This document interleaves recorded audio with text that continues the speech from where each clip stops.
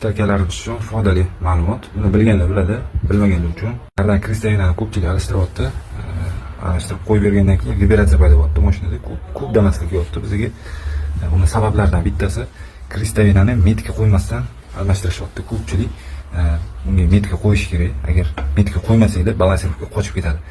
Agar teskari qo'yib qo'ysanglar, flanjisi balansirovka qochib ketadi. Mana bu balansirovka toshi. Bu ham balonga o'xshab balansirovka qilinadi. Vibratsiyasi yo'qotiladi. Bu yoqqa bitta metka, bu yoqqa bitta metka qo'ysanglar, xohlasa chiroyli bo'ladi. Keyin yana bittasi Kristavinani chashkasini chiqazayotganda molotok bilan mana shu yerga urishadi.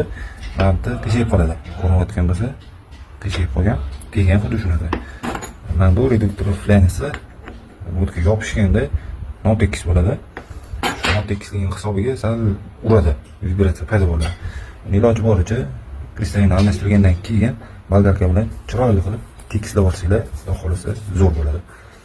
Maslahat foydali bo'lgan bo'lsa, like bosib qo'yasizlar, videoni ustakalarimizga tashlab qo'yasizlar.